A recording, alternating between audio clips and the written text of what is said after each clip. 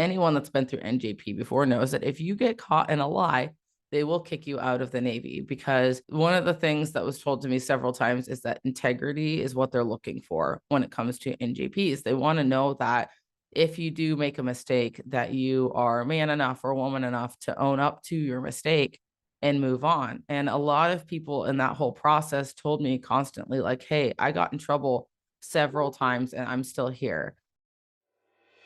Welcome to Your Story Doesn't End Here, the mental health podcast of military and veterans who refuse to be silenced. I'm your host, Rachel, and my mission with this podcast is to be a voice for those who don't have a voice, bring awareness to mental health issues, provide value and solutions, and to change the culture when it comes to mental health within the DoD organizations.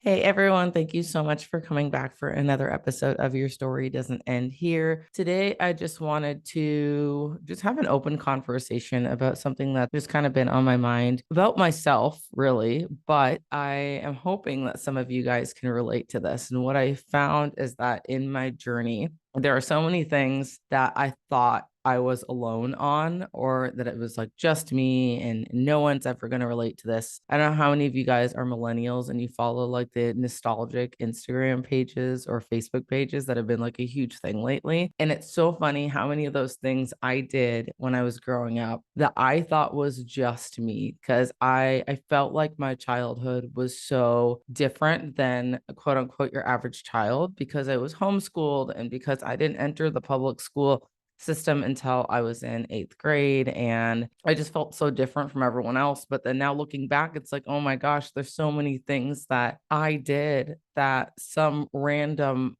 person in another state in the US was doing. And all these other people can relate to the same thing. And so, yeah, maybe a few of you guys will relate to this episode today. But just to kind of get into it, I remember growing up and feeling like I was a good person. And whatever your definition of a good person is, for me, I just felt like there were good people and there were bad people in the world. And I genuinely categorized myself as that good person. And I don't know if this is because of my Christian upbringing, that Christianity, the way that I learned it, really made it seem so black and white. Like, you are either a good person and you're going to heaven, or you are a bad person and you're going to hell. And if you're a bad person means that like you're murdering people and you're not repenting and up at the altar. And I'm not going to go off on the tangent about religion and Christianity, or my experience with that, I should say. But what I am going to say is that I generally had this very, very black and white way of thinking. And so I remember when I was in, I really don't know.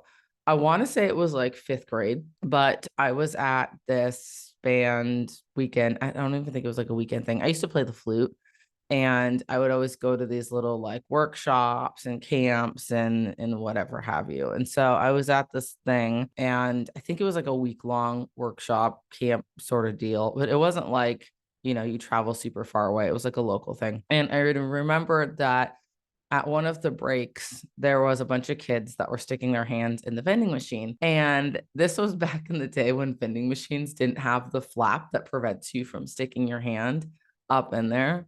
Yes, those existed at one point. And there was a bunch of kids that were trying to stick their hand up in there. And I went through and I was like, oh, I'm going to do it too, because everyone else is. And it was just kind of like a, join the crowd kind of thing. And so it just so happened that I was not a criminal by nature. So obviously I'm not thinking, oh, I'm going to get caught because I'm doing something wrong. But the teacher comes up and is like, oh, Rachel, like this is I don't even remember what she said. I just remember like sinking and thinking, oh my God, I'm a bad person now. And like internalizing that so much. And obviously I'm 31 years old and I still have that memory in my head. It's crazy. I was so young then. But the second time that I can distinctly remember was actually when I was in A school. And I've talked about this before, but I don't know if I think I've gone in depth. I honestly don't remember everything that I've talked about in every episode. There's been so many, but just as a refresher, when I was in A school in Pensacola, I got NJP'd. NJP, for those of you who don't know, stands for non-judicial punishment. And I think for all those years of my life, I still had this complex of I'm a good person. I'm a good person. Like I can do no wrong. If I do something wrong, I just repent or say I'm sorry and like things are good. Like bad people do bad things all the time. Good people make mistakes every once in a while. Like this is just my thought process in my brain. And I think how I've been wired for a really, really long time. And so when I went to NJP, like the whole process for me, I was like a ball of anxiety just as it was, because NJP going all the way up to captain's mast at least means that I could have gotten kicked out of the Navy. And keep in mind, at this time, I'd only been in the Navy for like a solid 8 months, something like that. So I hadn't even been that long in general that I had been active duty. I hadn't even gone out to the fleet yet. And so the circumstances of the situation, for those of you who don't know or want all the tea and the details of it, I had gone out to this, what was it called? Pensacola has a lot of festivals. And so this was a festival that was out in town. There was alcohol there. I think it was just like a beer tent. I don't think it was anything like super crazy, like a full on bar by any means. But I was 22, I want to say at the time. So just like barely over the legal age to drink. And I was hanging out with these two Marines who were both underage. And when we had gone to this beer festival thing, we were all drinking. And yeah, I bought alcohol for two people that were under the age of 21, which I knew better, obviously. But I was like, we're out in town. People do this all the time. Like this is such a thing in Pensacola. Like people drinking underage was like rampant there. It was just don't get caught was the thing, right? And so that's why a lot of people went out in town to do their shenanigans, because you don't get caught usually when you're out in town. Where we fucked up is before we went back to the base, we stopped at a liquor store and got a fifth of Jim Beam apple. I will never forget this. We got a fifth of Jim Beam apple and we got some Coca-Cola bottles to mix the Jim Beam in with. And so we're in this cab headed back to base and like mixing everything up really quick so that when we get to base, no one's going to know, because we just have Coke bottles, right? We don't have open alcohol that's being carried around. And so what's crazy, and I don't know if I fully know this whole story. This is just what I heard, because when I got back to base and we went to the club on base, which is called Portside in Pensacola, we went, all three of us went there and we just kind of went our separate ways. So I had my Coke bottle. Homeboy had his Coke bottle. I think there's only two. I think the other guy wasn't really partaking. I don't remember. But I remember someone came up to me and they're like, oh, you have to finish that because, they know. And I think maybe it was like you weren't supposed to bring outside stuff. I don't know. Long time ago. But like I was good. No one caught me. And my other friend was good. No one caught him. And then a few days later, I hear, oh, so and so got caught. And I'm like, what? Like, what are you talking about? So and so snitched on you. What? And so, I'm kind of hearing a lot of this stuff from like the third party perspective of what happened.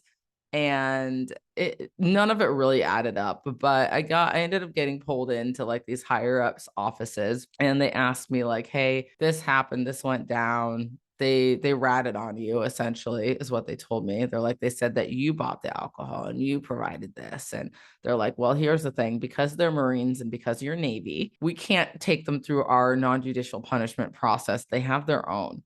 But we still need your side of the story. And really all we can corroborate with is your side of the story. So I'm like, okay, cool. Now, and it's not like I'm in this situation like, oh, okay, cool. Like, yeah, everything's good to go. I'm going to get out of this. I'm freaking out because I'm like, what the hell? Like, and I don't know what happened. I didn't see anything, because I think at one point someone told me there was camera footage, and I'm like, okay, well, you can't dispute camera footage.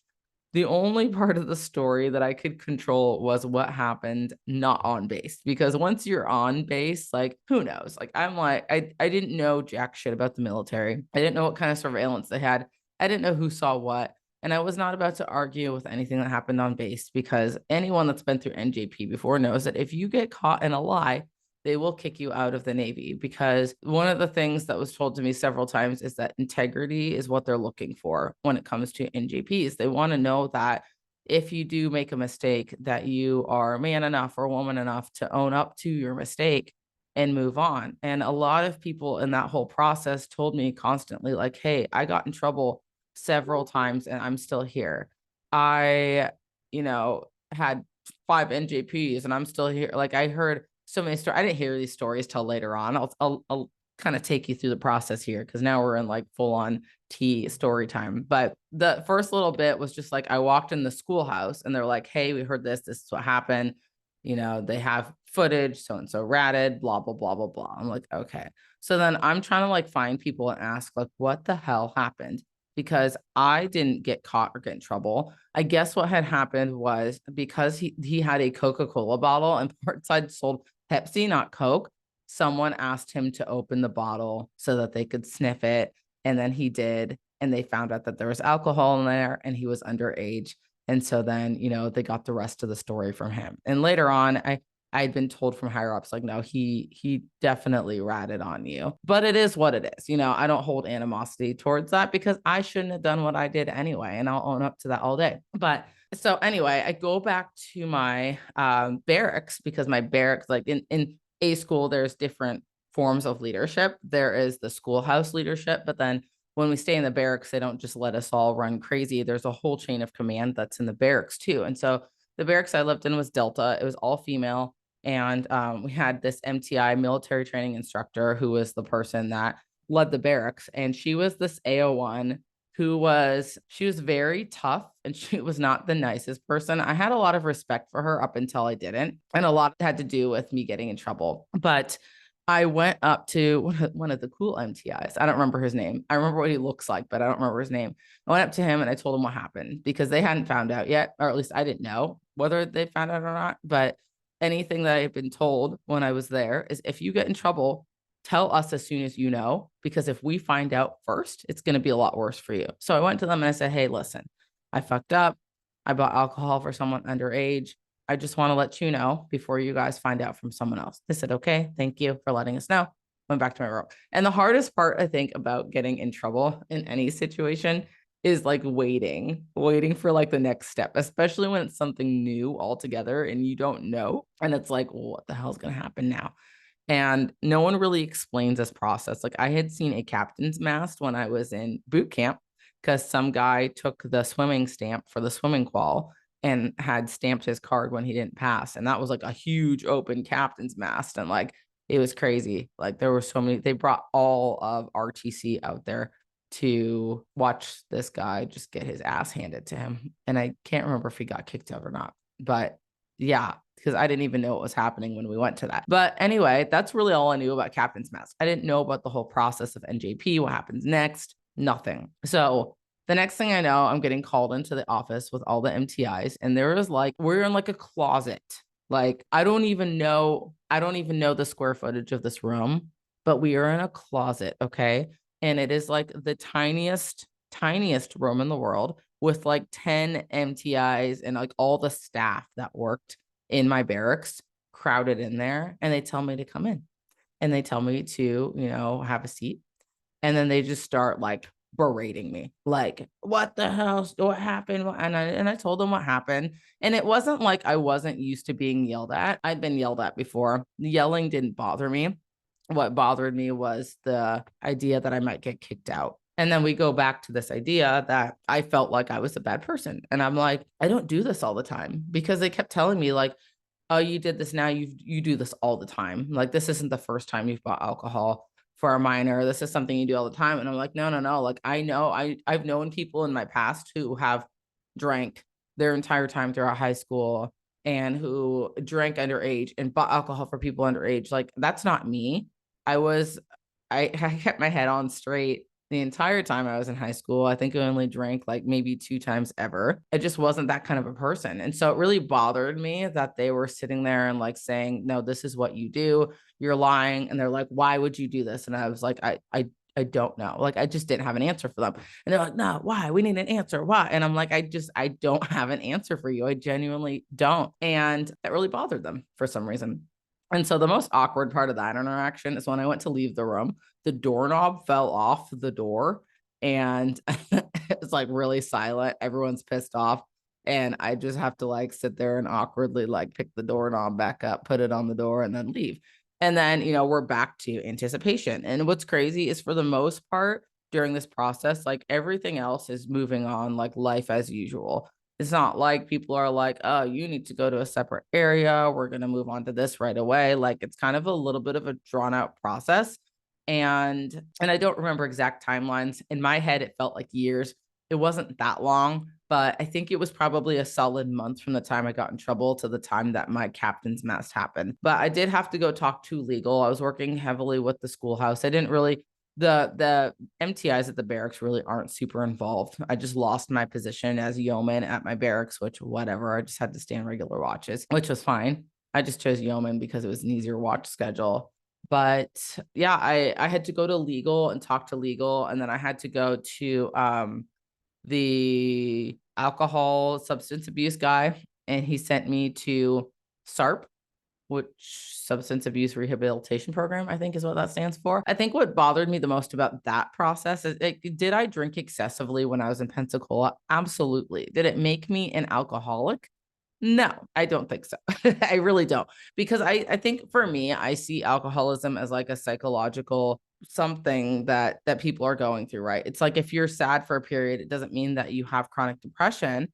It just means that you're going through something. So to backtrack a little bit, yeah, I felt like the guy at SARP was very berating, and I just felt like he was trying to get me to admit to something that wasn't true. He kept asking me questions like, were your parents alcoholics? How many drinks did your mom and dad have? And I'm like, my parents did not drink. Like, and if they did, they didn't do it around me. So, alcohol was really not a thing when I was growing up. The first drink that I had was when I was 15 and I was in Germany, and I thought it tasted disgusting.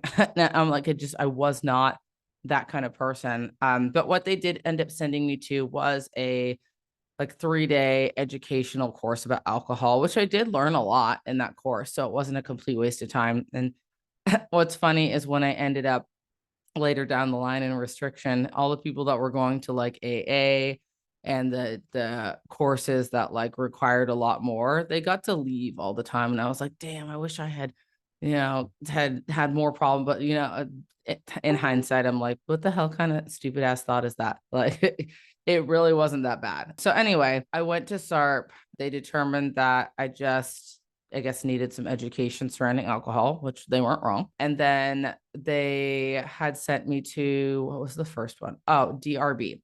So DRB, for those of you who don't know, I know I've been saying that a lot, but I know like Navy terms and acronyms can get kind of weird, especially when you're crossing branches or if you're a civilian listening. So I like to explain the best I can if I remember. So DRB stands for Disciplinary Review Board, and it's a bunch of chiefs that just sit at a table and they're supposed to be investigating and fact finding.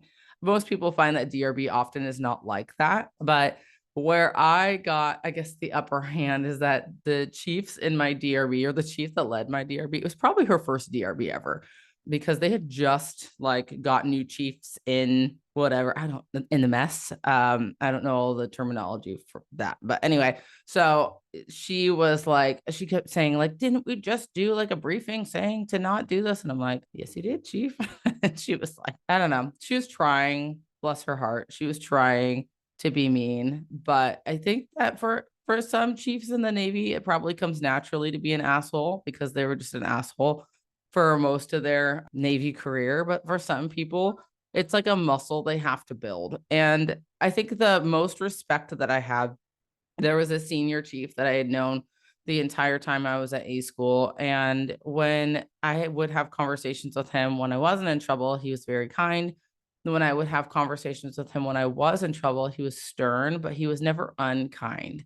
And then, after, I think he was one of the last people I talked to in the schoolhouse. And I told him, like, what I respect the most about you in particular, and I wish I remembered his name, is I said, you know when to turn on and turn off the military, right? I said, not a lot of people know how to do that. And I respect that. And that's kind of what I wanted to emulate as a leader when I went through my path in the Navy. At that time, I didn't know if I wanted to do 20 years or less or whatever, but I knew that I respected the people who didn't hold their leadership on a pedestal.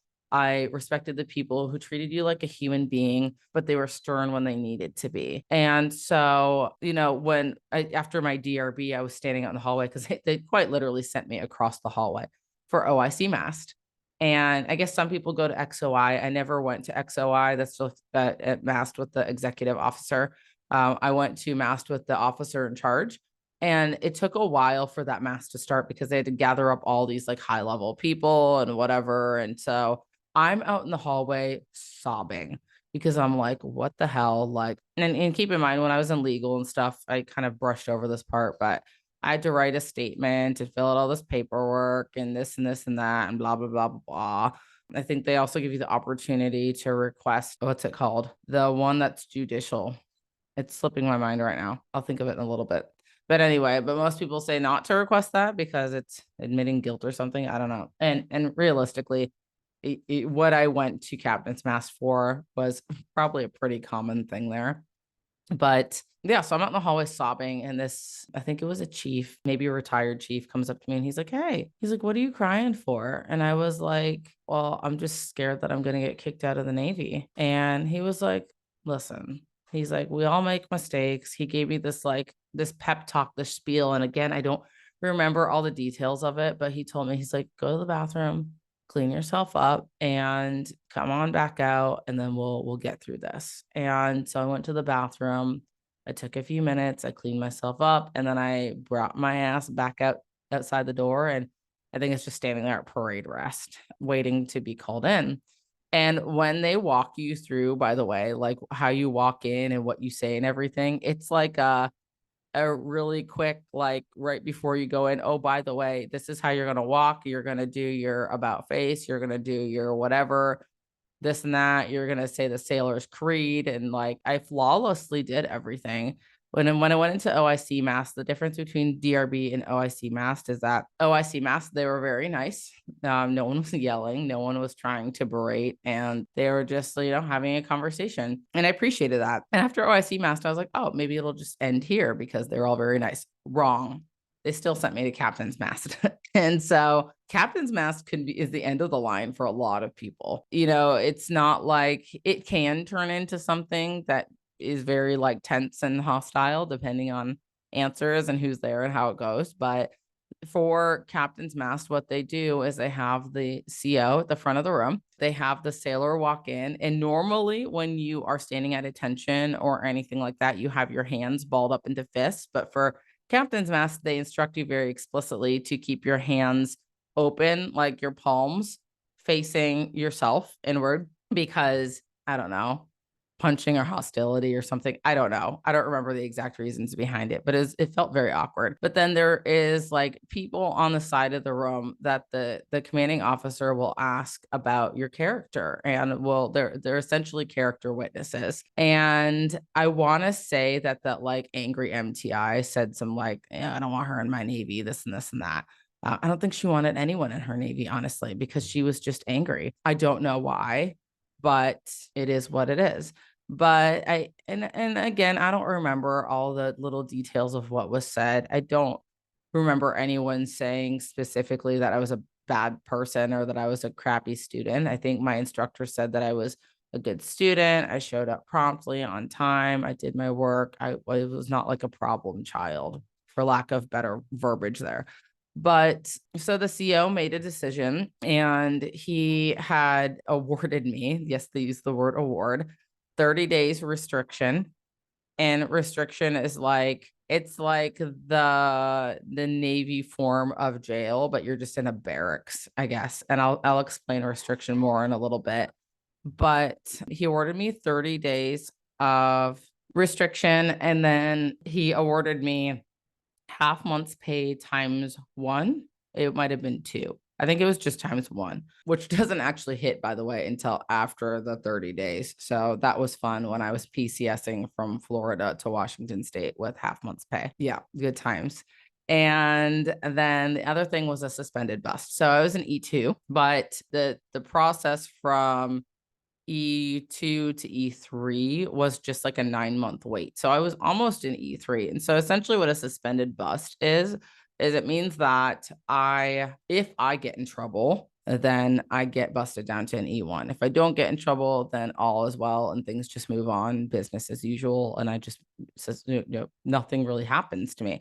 It just gives me like a second chance to not get busted down another rank. And so I really appreciated that. The hardest part of the whole thing was restriction. It's like right after captain's mast, I have to go straight to my barracks. No, I don't even think it was that. It was not. So I was in my dress whites for my captain's mast, and you actually had to pack my entire sea bag and check out of my barracks room before captain's mast, and then bring my sea bag, which is great when you're hiking like a mile across the base in Florida in dress whites and have to not get them wrinkled because there's an inspection right before captain's mast. That was great. And then sweating your ass off too because it's so hot outside, and dress whites are long sleeve. But anyway, so my whole sea bag is already packed. And so after captain's mast, I went straight to the restriction barracks. Didn't get to say hi to anyone, nothing like that. And so the restriction barracks was a different barracks, and I was in. It was 2 buildings over, and I spent 30 days there. So went straight there, and restriction was packed because a bunch of people had just gotten in trouble for a barracks party. So there was like 40 people in restriction at the time.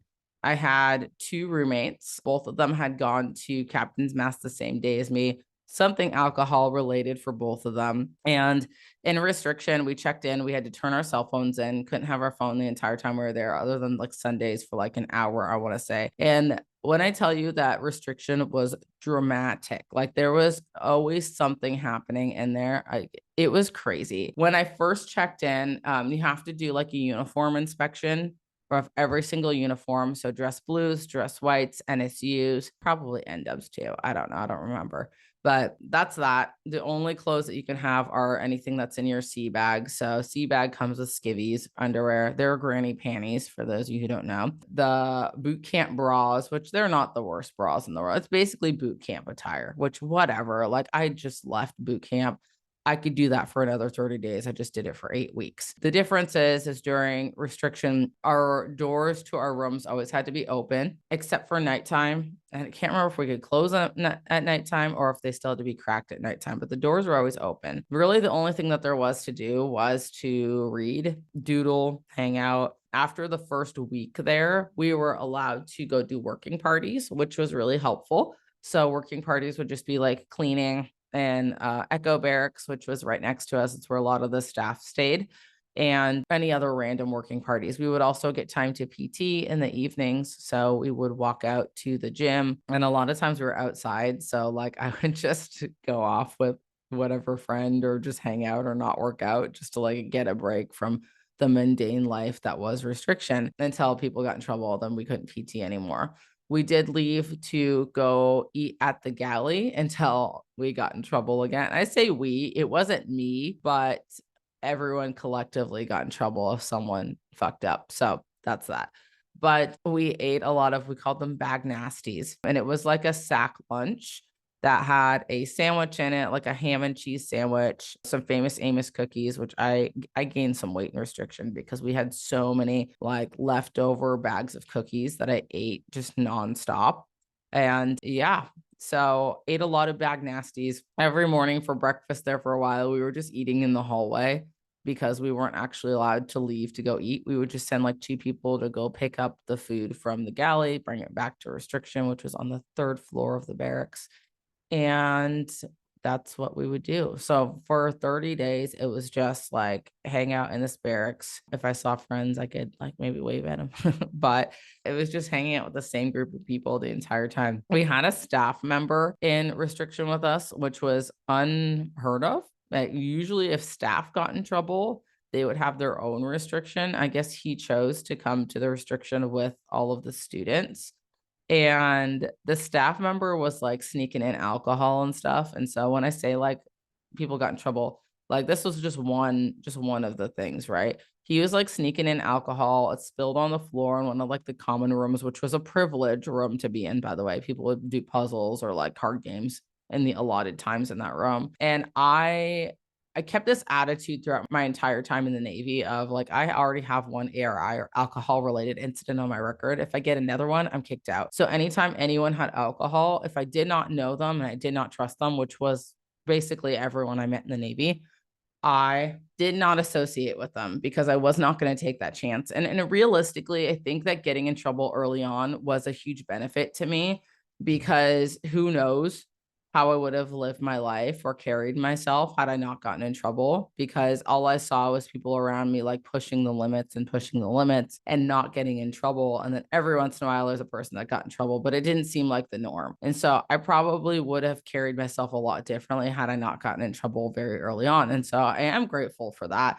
as that like slap in the face that I needed very early on in my career to remind me that me being in the military was a privilege that not everyone gets. As crazy as it sounds to use that verbiage with most of the other stories that I've had surrounding my military experience, right? But it shaped a lot of who I am. So a few other stories. There was this Marine that was in restriction with us who had a lot of issues. I don't know exactly what, but there were hygiene issues, and there was just like he was constantly, there was always something. Like I don't even honestly remember what it was, but I remember there was one day that he was complaining about someone stole his cell phone, because all our phones would be in like the RMI's office, restriction military instructor, probably. I don't know. But if we walk past that office, which was the first room when you walk down the hallway for restriction, that's, you could see all the cell phones there. And so he was throwing a fit one day, and he was like, I don't know where my cell phone is. Someone stole it. And so the RMIs were like, okay, well, let's do a room sweep. Let's find them. And so they start going through the rooms. They call it, what do they call it? I don't remember, like a health and safety or hygiene or something inspection. But they start going through all the rooms. And I kid you not, they're tearing ceiling tiles. They're going through everyone's like drawers. They're tearing everything out looking for this, because there's only so many places this cell phone could be without leaving the building. So they find marijuana, they find cigarettes, they find energy drink cans like in the ceiling tiles, hidden into random places, and then they start wanding us down to check for metal, like metal detection. And homeboy has his cell phone in the blouse part of the bottom of his pants.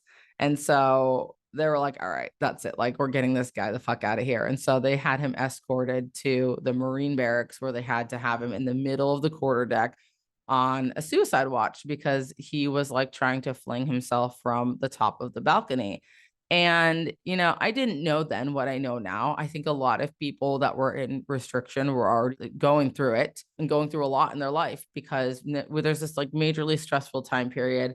I didn't know anything really about them. I didn't really talk to people like that and cultivate these deep relationships with people. A lot of them were actually doing restriction and then getting kicked out of the Navy. Yes, they do that.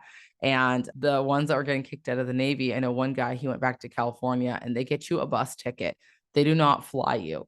Imagine taking a bus from Florida to California. Like, no, thank you. I'd rather pay for my own plane ticket. And so, yeah, they found all kinds of things. And that's one of the instances where we got in trouble. And yeah, it was such a crazy, such a crazy time period. I spent a lot of time because I had issues with my knees when I was in Pensacola from the long runs that we did. Spent a lot of time in physical therapy, and the guys in physical therapy, the corpsmen there, they were so nice to let me hang out there for as long as I wanted to within reason, just so that I didn't have to go back to restriction. And my actual physical therapy workout was probably only maybe like half an hour, maybe an hour, but they'd be like, yeah, if you want to hang out for a little longer, just chill on the bike and, just talk or something. Those are the people that probably made the biggest differences in my life. And these people that still stick out in my mind, I went to boot camp in 2015, and I was in Pensacola in 2015.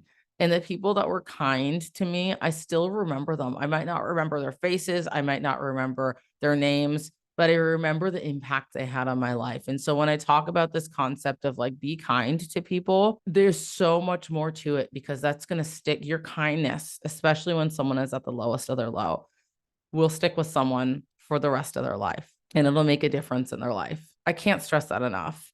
And so, I was only in the restriction for the 30 days. Some people did 60 days. They were actually handing out higher punishments for a lot less by the time I got out, because people were filtering in, for whatever they got in trouble for. We'd get new people every other week or something. It wasn't like it was that bad, but anytime they did a captain's mast, someone new would come in and welcome to restriction. We sit here and stare at walls all day.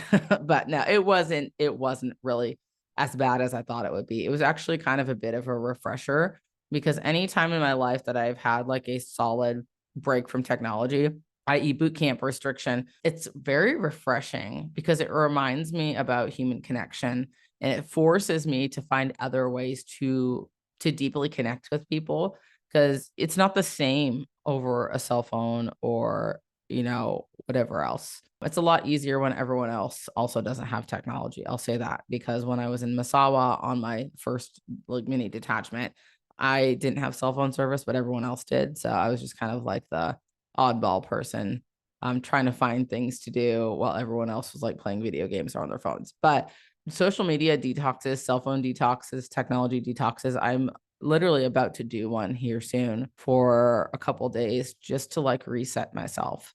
And I think it's so important. And so I'm getting off on a little bit of a tangent here, but when I first went to restriction and got in trouble and went through NJP and Captain's Mast, I was like, man, I am a bad person. Like, I didn't think I was a bad person throughout that process of the 30 days that I was in restriction. And I had a lot of time to reflect and think about my decisions, and the second chance that I got to make something of myself in the military.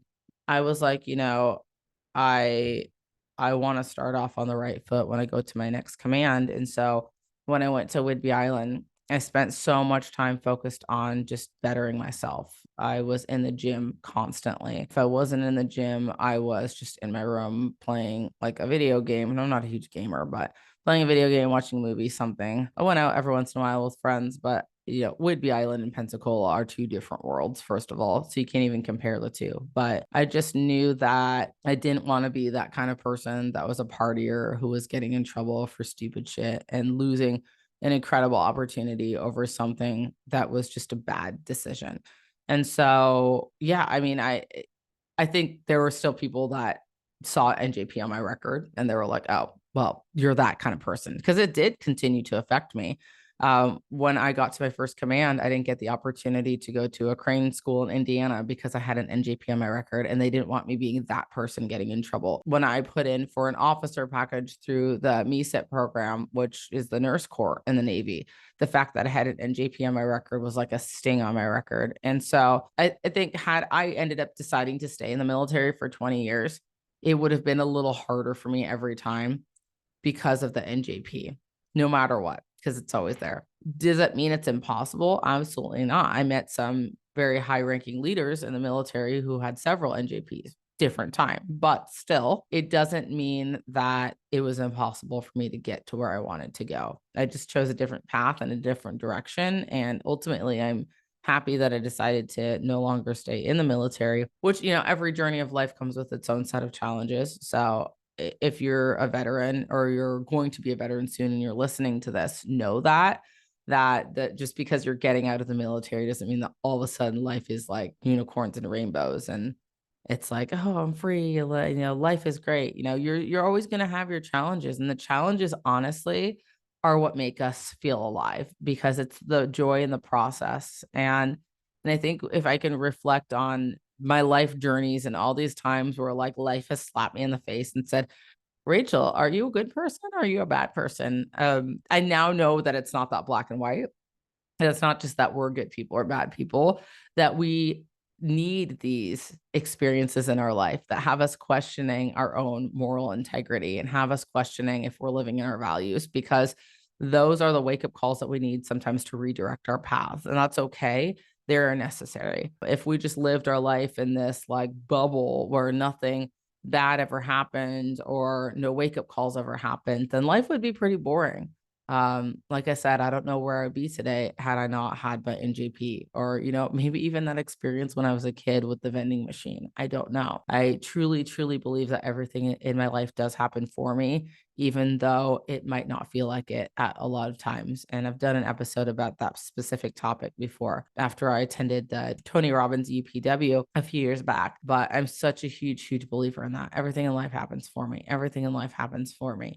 And looking at every situation of, okay, how is this working in my favor? It's not always as easy as just a simple thought. Sometimes it's a few months or days later in reflection, but reflection is very important. So that's basically is today's episode. I just kind of wanted to do a little bit of a story time and relating it back to some personal feelings. And like I said, maybe some of you can relate, maybe some of you can't. If you didn't know my whole NJP story, now you do. I probably missed a few details. So if you went to A school with me and you're like, no, sorry, my memory is not that great sometimes, but that's how I remember it the best in this moment. So did want to let you guys know that my apparel dropped on my website. So ysdeh.com. Go grab you a hoodie, go grab you a beanie. Let me know if you have any issues with that because I just slapped it up a few days ago and it's all very new. But I'm really excited about that.